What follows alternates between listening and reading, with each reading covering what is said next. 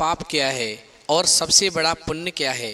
मित्रों, कभी कभी लगता है कि अच्छे कार्य करते रहने से उसका फल अच्छा नहीं मिलता और भगवान सारे दुख हमारी ही झोली में डाल देता है, लेकिन ऐसा नहीं है।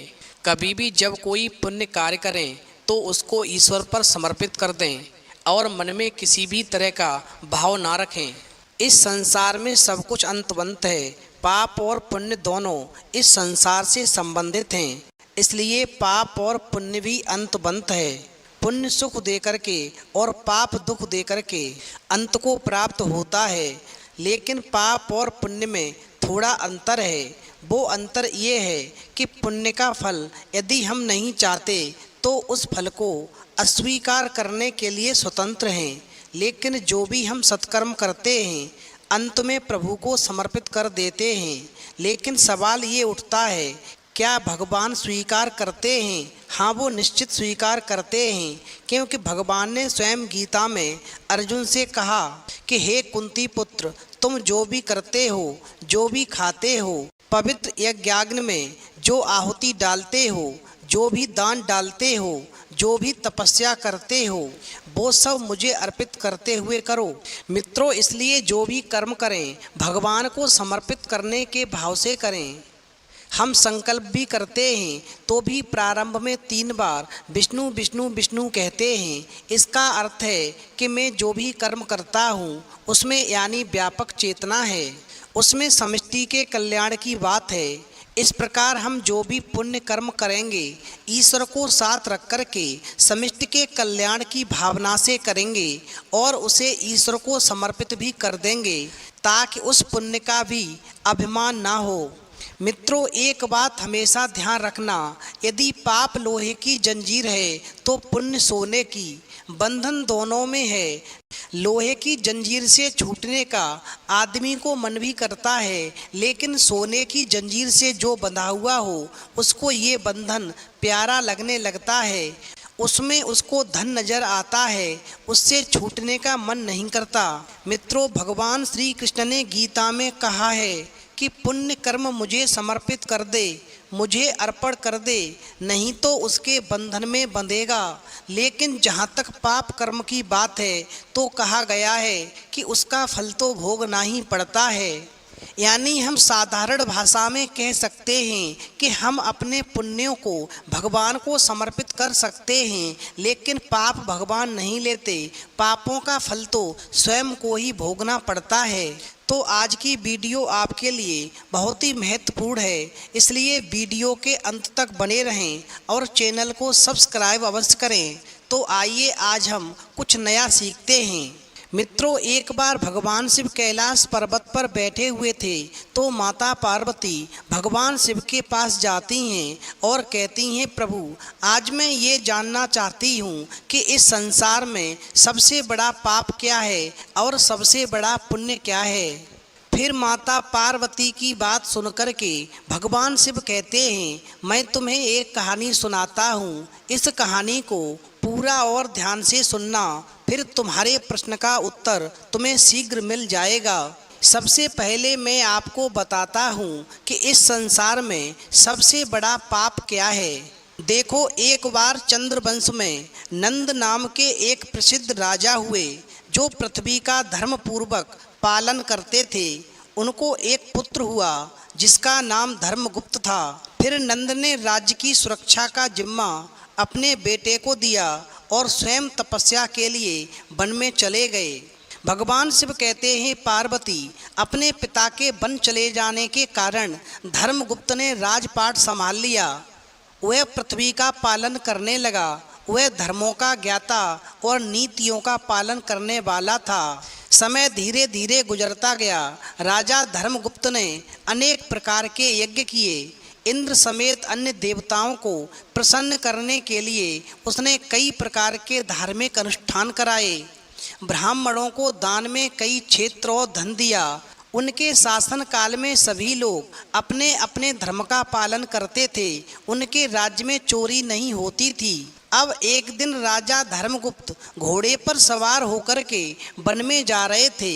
वन में चलते चलते रात हो गई। तब राजा ने वन में एक स्थान पर संध्या वंदना की। और वेद माता गायत्री के मंत्रों का जाप किया। फिर रात के अंधेरे में शेर, बाघ और जंगली जानवरों के भय से वो एक पेड़ पर बैठ गए। तभी उस पेड़ के पास में एक रीछ आ गया। वह एक शेर के डर से वहाँ पर आया था। वो शेर उस रीछ का पीछा कर रहा था। उसके डर से वो रीछ पेड़ पर चढ़ गया और उसी समय पर उस रीछ ने पेड़ पर बैठे हुए राजा धर्मगुप्त को देखा।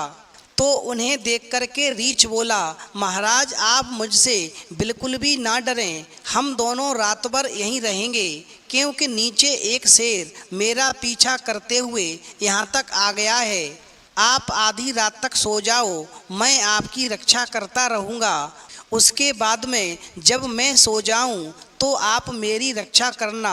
इस प्रकार दोनों की रात्रि शांति से और सुकून से कट जाएगी। अब भगवान शिव कहते हैं, पार्वती इस प्रकार रीछ की बात सुनकर के धर्मगुप्त सो गए। तब शेर ने रीछ से कहा कि राजा सो गया है, तुम उसे नीचे गिरा दो। तब रीछ ने कहा, तुम धर्म को नहीं जानते हो। विश्वासघात करने वाले को संसार में बहुत ही कष्ट भोगना पड़ता है। अब रीछ जोता शेर से कहता है कि विद्वान कहते हैं कि दोस्तों से द्रोह करने वाले लोगों का पाप 10,000 यज्ञों के अनुष्ठान से भी नष्ट नहीं होता।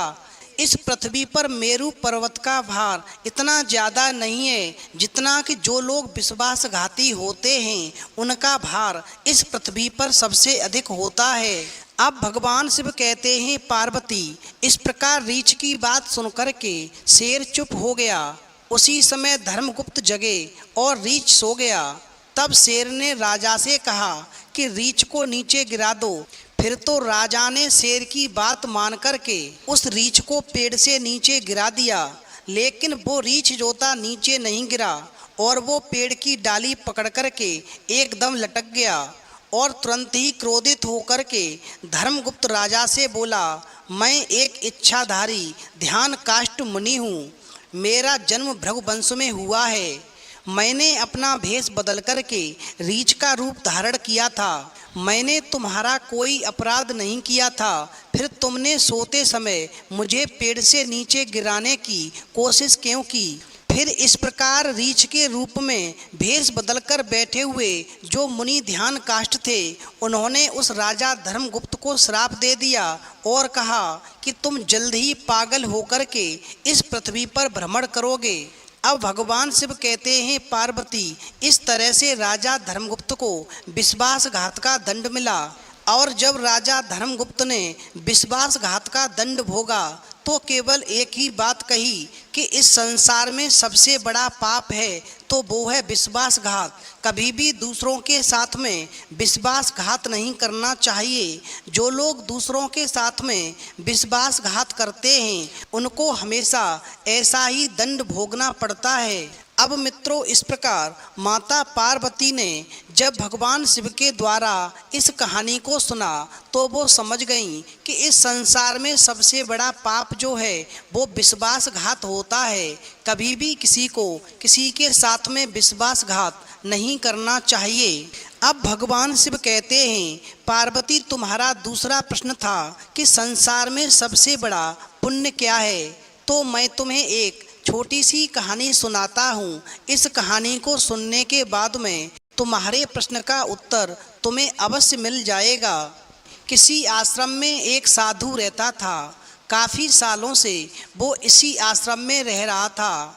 अब वो काफ़ी वृद्ध हो चला था और अपनी मृत्यु को वो निकट महसूस कर रहा था, लेकिन संतुष्ट था कि 30 साल से उसने प्रभु का सुमिरन किया है। उसके खाते में ढेर सारा पुण्य जमा है, इसलिए उसको मोक्ष मिलना तो निश्चित है। फिर एक दिन उस साधु के ख्यालों में एक स्त्री आती है और उस साधु से कहती है कि अपने एक दिन के पुण्य मुझे दे दो और मेरे एक दिन के पाप तुम वरण कर लो। और इतना कहकर के वो स्त्री वहाँ से गायब हो जाती है। अब साधु उस स्त्री की बातों से बहुत ही बेचैन होता है कि इतने बरस तो स्त्री ख्याल में नहीं आई। अब जब अंत नज़दीक है तो स्त्री ख्याल में आने लगी। फिर उसने अपने ख्याल को झटक दिया और प्रभु के सुमिरन में बैठ गया। भगवान शिव कहते हैं, पार्वती स्त्री फिर से साधु के ख्यालों में आई और फिर उससे कहने लगी कि एक दिन का पुण्य मुझे दे दो और मेरा एक दिन का पाप तुम ले लो। तो इस बार साधु ने स्त्री को पहचानने की कोशिश की, लेकिन स्त्री का चेहरा बहुत ही धुंधला था, साधु से पहचाना नहीं गया। साधु अब चिंतित होने लगा कि एक दिन का पुण्य लेकर के ये स्त्री क्या करेगी, हो ना हो ये स्त्री कष्ट में है। लेकिन गुरुजी ने कहा है कि आपके पुण्य ही आपकी असल पूंजी है, ये किसी को कभी मत देना। इन पुण्यों की कमाई बहुत ही मुश्किल से होती है और यदि ये किसी को दे दिए तो फिर मोक्ष संभव नहीं है। अब वो साधु मन ही मन में सोचता है कि मुझे मोक्ष से हटाने की कोई साजिश है। ये स्त्री बार बार मेरे ख्यालों में इसलिए आती है कि ये नहीं चाहती कि मुझे मोक्ष की प्राप्ति हो और इसी वजह से ये मुझे अपना पाप दे करके और मुझसे एक दिन का पुण्य लेना चाहती है। अब तो इस प्रकार वो साधु चिंतित होकर के अपने गुरु के पास जाता है और गुरु को सारी बात बताता है। फिर गुरु उस साधु को डांटते हैं और कहते हैं कि मेरी शिक्षा का कोई असर तुम पर नहीं पड़ा, पुण्य किसी को नहीं देने होते हैं, ये आपकी असली कमाई है। फिर साधु ने गुरुजी को सत्य वचन कहा और फिर से प्रभु के सुमिरन में बैठ गया।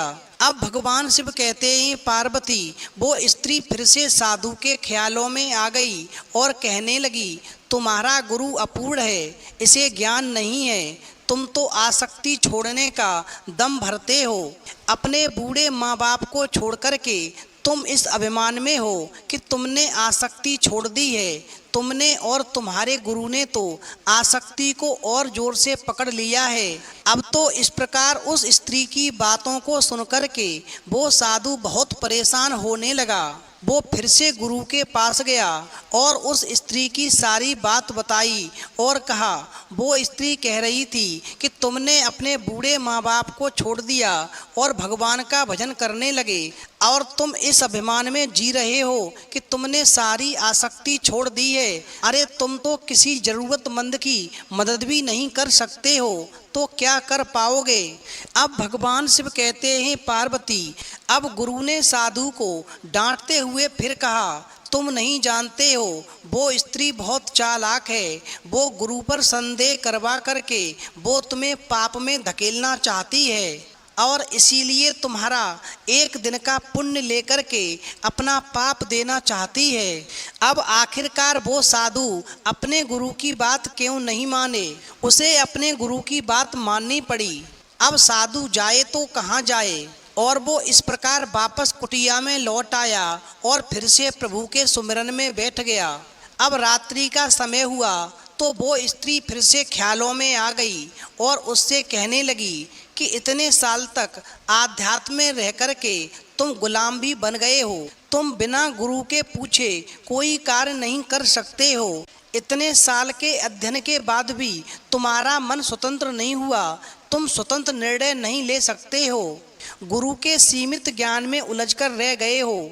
मैं तुमसे फिर भी कहती हूँ, मुझे एक दिन का पुण्य दे दो और मेरा एक दिन का पाप ले लो। मुझे किसी को मोक्ष दिलवाना है, यही प्रभु की इच्छा है। फिर तो उस स्त्री की बात को सुनकर के साधु को अपनी अल्पज्ञता पर बहुत ही गिलानी हुई। अब साधु मन में सोचने लगा कि गुरु कहते हैं कि पुण्य किसी को मत दो और धर्म कहता है कि ज़रूरतमंद की मदद करो। मैं तो बहुत बुरा फंस गया, मैं करूं तो क्या करूं, गुरु भी कोई रास्ता नहीं बता रहे और इधर ये कोई एक स्त्री है जो किसी को मोक्ष दिलवाना चाहती है, जिसके कारण मुझे अपना एक दिन का पाप दे करके मुझसे एक दिन का पुण्य लेना चाहती है। अब मैं किसकी बात मानूं, गुरु की बात मानूं या धर्म का पालन करूं जो ज़रूरतमंद की मदद करने के लिए प्रेरित करता है। अब भगवान शिव कहते हैं, पार्वती फिर उस साधु को एक उपाय सूझा और मन में सोचने लगा कि जब कोई राह दिखाई ना दे तो प्रभु से तार जोड़ना चाहिए, प्रभु को याद करना चाहिए, वो ही कोई रास्ता दिखा सकते हैं। और इस प्रकार से वो साधु प्रभु का ध्यान लगाने लगा। उसी समय पर आकाशवाणी हुई और बाड़ी ने पूछा, बताओ तुम क्या चाहते हो। तो वो साधु कहने लगा, मैं क्या करूं, मैं गुरु की बात मानूं या फिर धर्म का पालन करूं। तो बाड़ी ने कहा, पहले तो तुम ये बताओ कि तुम कौन से पुण्य पर इतरा रहे हो, तुम्हारे पास में कौन से पुण्य जमा हैं। तो साधु कहने लगा, मैंने 30 साल तक प्रभु का सुमिरन किया है, 30 सालों तक मैंने भिक्षा करके ही पेट भरा है, कभी कुछ भी धन संचय नहीं किया और त्याग को ही अपना जीवन माना है, यहाँ तक कि मैंने अपने बूढ़े माँ बाप को भी त्याग दिया। फिर तो बाड़ी ने कहा, तुमने 30 बरस कोई उपयोगी काम नहीं किया, कोई रचनात्मक काम नहीं किया, दूसरों का कमाया और बनाया हुआ ही हमेशा खाया है, जो भिक्षा के रूप में प्राप्त करते थे। तुम समझते हो कि 30 वर्षों में तुमने बहुत सारे पुण्य एकत्रित कर लिए हैं, तो तुम्हारा ऐसा समझना पूरी तरह से व्यर्थ है। तुम्हारे खाते में शून्य पुण्य है, किसी भी प्रकार का कोई भी तुमने पुण्य जमा नहीं किया है। अब भगवान शिव कहते हैं, पार्वती। फिर तो वाणी की बात सुनकर के वो साधु हैरान हो गया, बहुत ही सदमे में आ गया। लेकिन हिम्मत करके उसने प्रभु से पूछा, यदि मेरे खाते में पुण्य नहीं है तो फिर वो स्त्री कौन है जो मुझसे पुण्य मांगने के लिए रोज मेरे ख्यालों में आती है। तो प्रभु ने कहा, क्या तुम जानते हो कि वो स्त्री कौन है। तो साधु ने कहा, नहीं जानता, लेकिन जानना चाहता हूँ। तो बाड़ी कहने लगी, वो तुम्हारी बूढ़ी माँ है, तुम जिसे पाप का संसार कहकर के छोड़ आए थे। तुम जानते हो कि वो आज क्या करती है। फिर तो साधु की आंखें फटने लगीं। उसने कहा, नहीं प्रभु, मैं अपनी बूढ़ी माँ के बारे में कुछ नहीं जानता, मैं तो बस उनको छोड़ करके चुपचाप चला आया था। तो प्रभु ने कहा, सुनो, जब तुम घर से चुपचाप निकल आए थे तो तुम्हारी बूढ़ी माँ कई दिन तुम्हारे इंतजार में रोई थी। फिर एक दिन घर में जो संचय किया हुआ धन था वो जब खत्म हो गया, कोई कमाने वाला नहीं रहा, पेट भूख से व्याकुल होने लगा। फिर उस तड़पती हुई भूख ने तुम्हारी बूढ़ी माँ को गम पोंछ डालने के लिए विवश कर दिया और फिर तुम्हारी बूढ़ी माँ ने अपने आंसू पोंछ लिए और नौकरी के लिए जगह जगह घूमती भटकती रही। वो इतनी पढ़ी लिखी नहीं थी, तुम तो उसे बीच रास्ते में छोड़ करके चले आए थे, उसे काम भी नहीं मिल रहा था, इसलिए उसने एक कुष्ठ आश्रम में नौकरी कर ली। वो हर रोज खुद को बीमारी से बचाती थी और उन लोगों की सेवा करती थी जिन लोगों को उनके बच्चे त्याग जाते हैं और कुष्ठ आश्रम में छोड़ जाते हैं। और आज तुम्हारी वही बूढ़ी माँ उस कुष्ठ आश्रम में उन बीमार लोगों की सेवा करती है और खुद को भी पापिन कहती है, क्योंकि उसके मन में हमेशा यही चलता रहता है कि शायद मैंने कोई पाप किया होगा जिसकी वजह से मेरा बेटा मुझे इस राह पर छोड़ करके चला गया। अब प्रभु ने आगे कहा, तुम जानना चाहते हो कि तुम्हारी बूढ़ी माँ तुम्हारे ख्यालों में रोज क्यों आती है और तुमसे एक दिन का पुण्य क्यों मांगती है। तो साधु कहने लगा, हाँ प्रभु, मुझे जरूर बताओ। तो प्रभु कहते हैं कि तुम्हारी बूढ़ी माँ को ये आभास होने लगा है कि उसका बेटा मरने वाला है और वो यही चाहती है कि उसके बेटे को यानी तुम्हें मोक्ष मिले, जिसके लिए उसने अपने बूढ़े माँ बाप को त्याग दिया। और इसी वजह से तुम्हारी बूढ़ी माँ ने रोजाना प्रभु से यही अर्जी लगाई है कि प्रभु, मुझ पापिन की जिंदगी यदि किसी काम आ सके तो ले लो, लेकिन मेरे बेटे को मोक्ष जरूर देना। और इस प्रकार तुम्हारी बूढ़ी माँ की विनती सुनकर के एक दिन मैंने तुम्हारी बूढ़ी माँ से कहा कि यदि तुम अपने बेटे का मोक्ष चाहती हो तो अपने जीवन की कमाई का एक दिन अपने बेटे को दे दो। फिर तुम्हारी माँ ने मुझसे कहा कि मेरे खाते में प्रभु पुण्य कहाँ, होते तो मैं एक पल ना लगाती और सारे पुण्य अपने बेटे को अर्पण कर देती। फिर भी मैंने तुम्हारी माँ से अंत में यही कहा कि बस तुम अपने एक दिन की कमाई अपने बेटे को दे दो, तुम्हारे बेटे का मोक्ष हो जाएगा। और फिर इस प्रकार तुम्हारी बूढ़ी माँ तुम्हारे ख्यालों में आकर के तुमसे एक दिन का पुण्य मांगती थी और वो तुम्हें अपना एक दिन का पाप देना चाहती थी। ये मैं जानता हूँ कि तुम्हारे खाते में कितने पाप हैं और तुम्हारी माँ के खाते में कितने पुण्य हैं, पर तुम्हारी माँ नहीं जानती। वो तो यही जानती है कि उसके खाते में पाप हैं और तुम्हारे खाते में पुण्य हैं। चूँकि मैंने उससे कहा कि तुम यदि अपने बेटे का मोक्ष चाहती हो तो अपने एक दिन की कमाई अपने बेटे को दे दो और उसकी कमाई एक दिन की तुम स्वयं ले लो। और इस प्रकार तुम्हारी माँ यही समझती है कि यदि मैं अपने बेटे को एक दिन का पाप दे दूंगी और उसका एक दिन का पुण्य ले लूँगी तो मेरे बेटे को मोक्ष की प्राप्ति हो जाएगी। और इसीलिए वो रोजाना तुम्हारे पास ख्यालों में आकर के अपना एक दिन का पाप देना चाहती है और तुम्हारा एक दिन का पुण्य लेना चाहती है। अब इस प्रकार प्रभु साधु से कहते हैं कि वो औरत अपने पुण्य तुम्हें दे रही थी और तुम ना जाने कौन से हिसाब किताब में पड़ गए। पहले तुम अपने बूढ़े माँ बाप को छोड़कर धोखा देकर चले आए, उनके बुढ़ापे का सहारा नहीं बने, तुमने उनकी सेवा नहीं की। जिन माता पिता ने तुम्हें इतना बड़ा शरीर दिया तुम उनको ठुकरा कर चले आए, तुम उनके बुढ़ापे की लाठी नहीं बने। और जब तुम साधु बने तो तुम साधु भी ठीक से नहीं बन पाए। तुमने घर से निकलने के बाद में कभी ये सोचा कि तुम्हारे बिना तुम्हारे बूढ़े माँ बाप की हालत क्या होगी, वो अपने जीवन का गुजारा कैसे करते होंगे। और तुम बात पुण्यों की करते हो कि तुमने 30 साल में बहुत सारे पुण्य इकट्ठे कर लिए।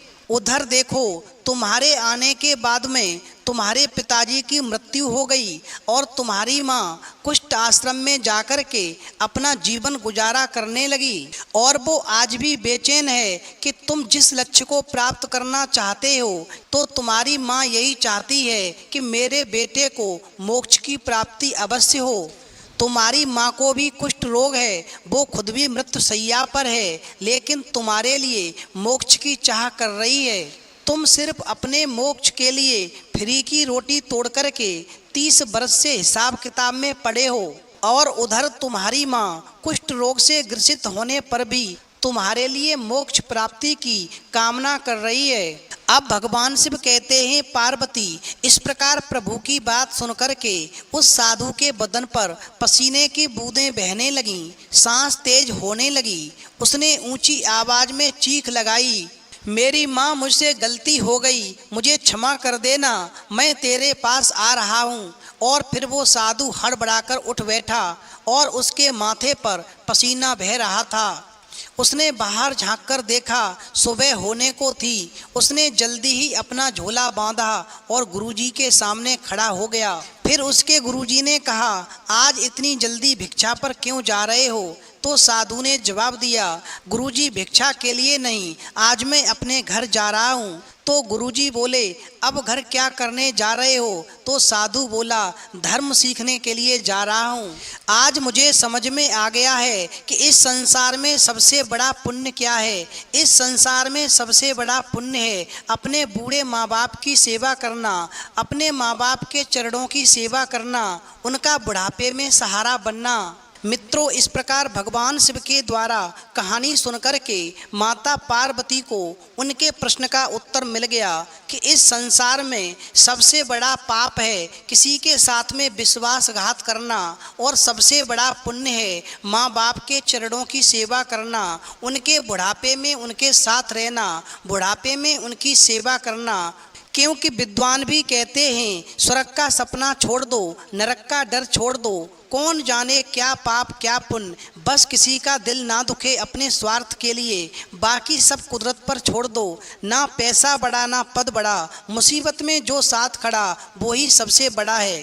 तो मित्रों, इस कहानी से ये सीख मिलती है कि हमेशा हमें अपने माँ बाप की सेवा करनी चाहिए और कभी भी किसी के साथ में विश्वासघात नहीं करना चाहिए। तो मित्रों, यदि आपको कहानी पसंद आई हो तो प्लीज़ आप चैनल को सब्सक्राइब अवश्य करें और भगवान भोलेनाथ के लिए एक लाइक अवश्य करें और कमेंट बॉक्स में लिख करके अवश्य बताएं कि आपको कहानी कैसी लगी।